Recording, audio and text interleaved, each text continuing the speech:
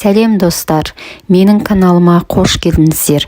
Ең алдымен менің каналыма тіркелуді ұмытпаңыздар. 111-ші сабақ дара және күрделі етістік. 30-шы жаттығу. Тақырыбы бойынша мәтін мазмұнын болжа. Мәтінді оқы. Мәтіндегі сұрақтарға жауап бер. Етістіктерді тап. Торғай мен бұтақ. Бір топ торғай ұшып келіп ағаштың басына қонды. Бұтақ басына бір торғайдан қонып еді, бір торғайға бұтақ жетпей қалды.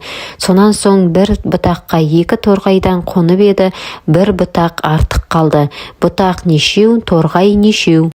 Жауабы 3 торғай, 4 бұтақ. Мәтіндегі етістіктер ұшып келіп, қонды, қонып еді, жетпей қалды, қалды.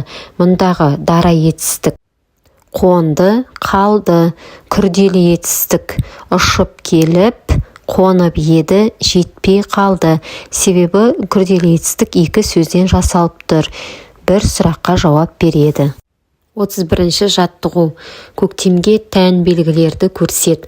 Сол сөйлемдерді жаз. Етістіктердің дара немесе күрделі екенін айт. Көктемде күннің қызуы көтеріледі. Қар ериді, құстар ұшып келеді. Жапырақтар жайқалып өседі. Дара етістіктер.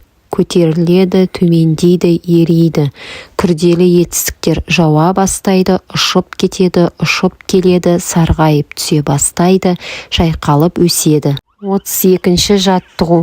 Берілген етістіктерді үлгі бойынша жазып, олардың мағынасы бір-біріне қарама-қарсы екенін дәлелде. Байлады, шашты, жапты, үзді, ашты, жалғады, шешті, жинады деген сөздер берілген.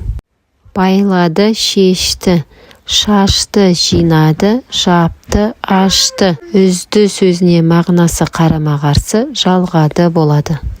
33-ші жаттығу. Сөз жұмбақты шеш. Шешуіндегі сөз дара етістік пе, әлде күрделі етістік пе?